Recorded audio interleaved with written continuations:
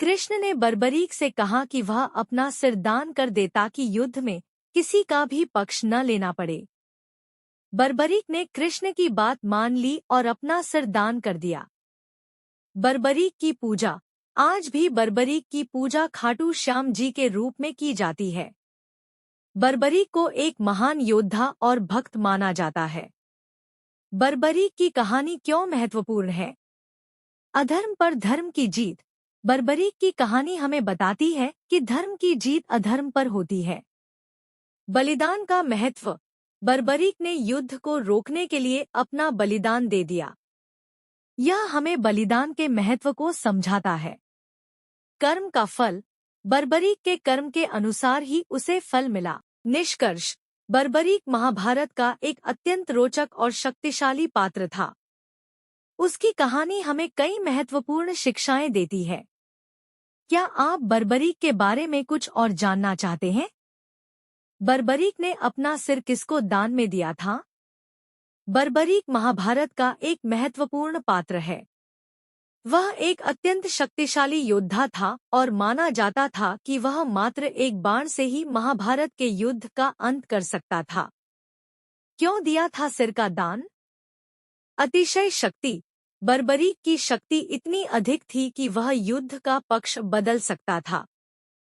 अगर वह किसी एक पक्ष में शामिल होता तो युद्ध बहुत जल्दी समाप्त हो जाता। धर्म संकट। बर्बरीक दोनों पक्षों को अपना मित्र मानता था। वह नहीं चाहता था कि कोई भी पक्ष हारे। श्री कृष्ण की परीक्षा। श्री कृष्ण ने बर्बरीक की शक्ति को परखने के लिए उससे एक परीक्षा ली। उन्होंने बर्बरीक से 3 पत्तों को निशाना बनाने को कहा। बर्बरीक ने तीनों पत्तों को एक ही बाण से वेध दिया, जिससे श्री कृष्ण उसकी शक्ति से प्रभावित हुए। दान की भावना। श्री कृष्ण ने समझा कि बर्बरीक की शक्ति युद्ध के लिए खतरा बन सकती है, इसलिए उन्होंने बर्बरीक से उसके सिर का दान मांगा। बर्बरीक ने बिना किसी हिचकिचाहट के अपना सिर दान कर दिया। क्यों बना खाटू श्याम? श्री कृष्ण ने बर्बरीक के सिर को एक ऊंचे स्थान पर रख दिया ताकि वह युद्ध देख सके। युद्ध समाप्त होने के बाद श्री कृष्ण ने बर्बरीक के सिर को गर्भवती नदी में विसर्जित कर दिया। मान्यता है कि बर्बरीक का सिर खाटू श्याम के रूप में पूजा जाता है। क्यों है यह कहानी महत्वपूर्ण?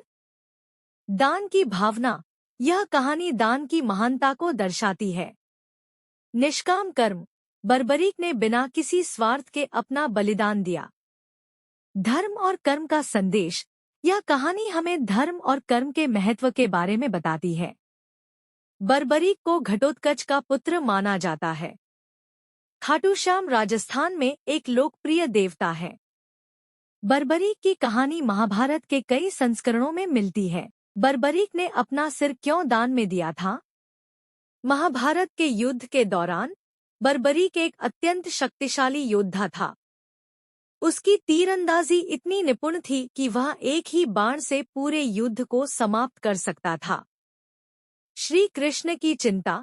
जब श्री कृष्ण को बर्बरीक के इस सामर्थ्य का पता चला, तो उन्हें चिंता हुई कि बर्बरीक युद्ध में किस पक्ष का साथ देगा। अगर बर्बरीक युद्ध में हार रहे पक्ष का साथ देता तो युद्ध बहुत जल्दी समाप्त हो जाता, जिससे धर्मयुद्ध का उद्देश्य पूरा नहीं हो पाता। बुद्धिमानी से समाधान। इस समस्या का समाधान निकालने के लिए श्री कृष्ण ने बर्बरीक से एक बाण दान में मांगा। बर्बरीक ने बिना किसी हिचकिचाहट के अपना बाण दान कर दिया। शीश दान। इसके बाद श्री कृष्ण ने बर्बरीक से उसके शीश का दान मांगा। बर्बरीक ने भी बिना किसी प्रश्न के अपना शीश दान कर दिया।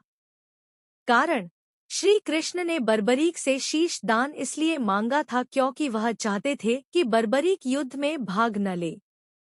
अगर बर्बरीक युद्ध में होता तो वह निश्चित रूप से युद्ध का पलड़ा पलट देता और धर्मयुद्ध का उद्देश्य पूरा नहीं हो पाता। बर्बरीक ने अपना शीश दान इसलिए किया क्योंकि वह श्री कृष्ण का आज्ञाकारी था और वह नहीं चाहता था कि धर्मयुद्ध का उद्देश्य पूरा न हो पाए। बर्बरीक के शीश को रूपावती नदी में बहा दिया गया था। बाद में बर्बरीक का शीश राजस्थान के खाटू गांव में मिला, जहां आज भी खाटू श्याम जी के रूप में उनकी पूजा होती है। महाभारत के बर्बरीक, एक शक्तिशाली योद्धा की कहानी। महाभारत का एक अत्यंत रोचक और शक्तिशाली पात्र था बर्बरीक। वह भीम के पौत्र और घटोत्कच तथा अहिलावती का पुत्र था। बर्बरीक अपनी माता से एक वरदान प्राप्त किया था कि वह हमेशा युद्ध में कमजोर पक्ष का साथ देगा। महाभारत एक ऐसा ग्रंथ है जिसमें इतिहास, धर्म, दर्शन और साहित्य का अद्भुत संगम है। यह एक ऐसी कहानी है जो सदियों से लोगों को मोहित करती रही है।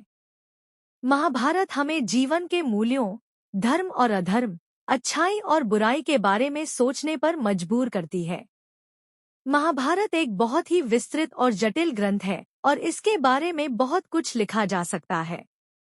यहाँ कुछ अन्य विषय हैं जिनके बारे में आप पूछ सकते हैं।